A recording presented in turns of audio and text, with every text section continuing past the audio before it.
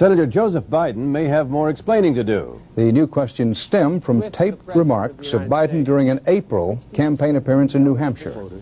I went to law school on a full academic scholarship, the only one in my class to have a full academic scholarship. Went back to law school and, in fact, ended up in the top half of my class.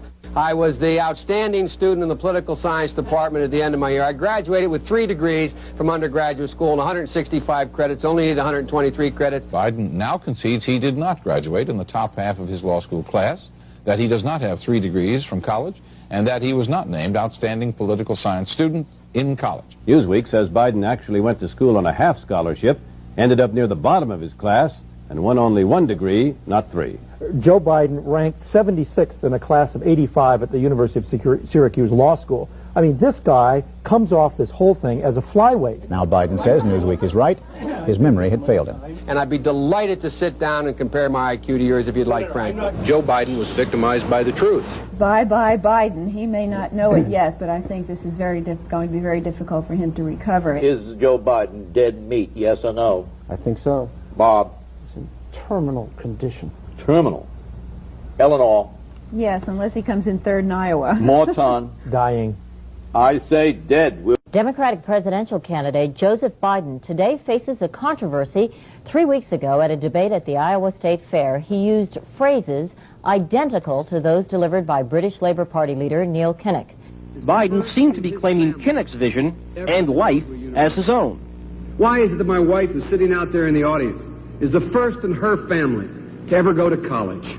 Why is Gladys the first woman in her family in 1,000 generations to be able to get to university? My ancestors who worked in the coal mines in northeast Pennsylvania don't come up after 12 hours and play football. 8 hours underground and then come up and play football. It's because they didn't have a platform upon which to stand. There was no platform upon which they could stand. The notion that every thought or notion or idea you'd have to go back and find and attribute to someone, I think is, quite frankly, ludicrous. The problem here is that Senator Biden told his audience he'd just been thinking about these things, and he failed to give any credit at all to his famous British speechwriter. You know, I was thinking on the way over here. Now, that's a little too much, because, as you point out, what's behind the words? What's there? And a lot of people, the rap on Biden has always been that it's just a surface. I should have said, to paraphrase Neil Kinnock, it's the only time I didn't, and all the times I've ever used it. But CBS News found a tape of a second instance.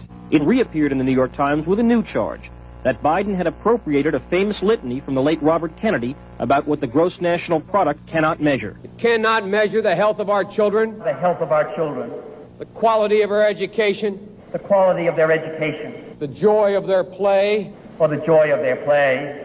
Biden gave Kennedy no credit. He has also quoted or paraphrased John Kennedy, Hubert Humphrey, and British Labour Party leader Neil Kinnock, all without credit.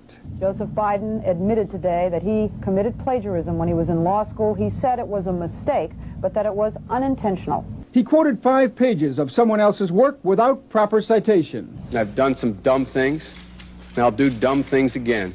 He was given an F. So, ladies and gentlemen, I've been dumb. To the political community in Washington, it all seems of a piece. Plagiarism at law school, plagiarism on the stump. The great communicator. Strike that.